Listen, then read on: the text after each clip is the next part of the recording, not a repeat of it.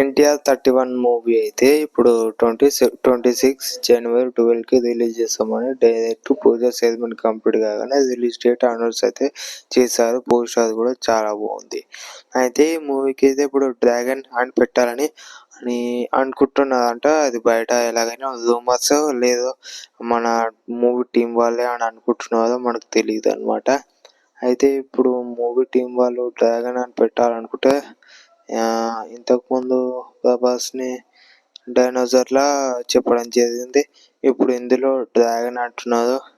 చూసుకోండి ఇక చైనాకి 1969 ఈ యొక్క ఎన్టీఆర్ చూస్తుంటేనే ఏదో పెద్ద ప్లాన్ వేసాడని నాకు అనిపిస్తుంది. ప్రశాంత్ నీల్ అయితే ఇప్పుడు ఎన్టీఆర్కి పెద్ద డై హార్డ్ ఫ్యాన్ అంట. 2 years బ్యాక్ నుంచి ట్రిపుల్ మూవీ చూసినప్పటి నుంచి అనేది కూడా చాలా ఎన్టీఆర్ ఫ్యాన్కి పెద్ద ఫ్యాన్ అంట.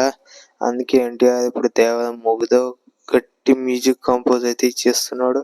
ప్రశాంత్ నీల్ ఇప్పుడు ఎన్టీఆర్కి ఫ్యాన్ కాబట్టి మంచి మూవీతో మాస్ మసాలా కమ్బ్యాక్ ఇచ్చేస్తాడు. చూసుకోండి. సలార్ మూవీ కన్నా ఈ ఎన్టీఆర్ 31 డ్రాగన్ మూవీకే నెక్స్ట్ లెవెల్ ఎలివేషన్స్ అయితే ఉంటాయి. దానికి మ్యూజిక్ ఎవరో తెలుసు కదా, రవి బసు అందరికి తెలిసిందే అనమాట. మనకైతే మూవీ లీగల్ బీటింగ్ అని చెప్పుకోవచ్చు.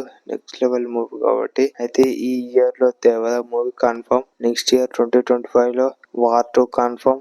నెక్స్ట్ ఇయర్ 2026 జనవరి 12కి ఎన్టీఆర్ 31 కన్ఫర్మ్. 3 సినిమాలు లైనప్ లో అయితే ఉన్నాయి అన్నమాట. లీగల్ ఎన్టీఆర్ మూవీస్ కోసం ప్రతి ఒక్కరు వెయిట్ చేస్తున్నారు. ట్రిపుల్ ఆర్ మూవీ తప్ప అన్ని లేట్ గా డిలే అవుతున్నాయి అన్నమాట. ఇప్పుడు గేమ్ చేంజర్ మూవీ కూడా డిసెంబర్ కి వచ్చే అవకాశం ఉందని పూజా సెరమనీ అయితే చేశారని చెప్తున్నారు బయట రూమర్స్. అయితే రామ్ చరణ్ అయితే ట్రిపుల్ ఆర్ మూవీతో తర్వాత ఆచార్య మూవీతో అట్టర్ ఫ్లాప్ అయ్యాడు. గేమ్ చేంజర్ తో ఆయన హిట్ కొడతాడో కొట్టడో చూద్దాం. ఒక like share subscribe to my channel. Please do share.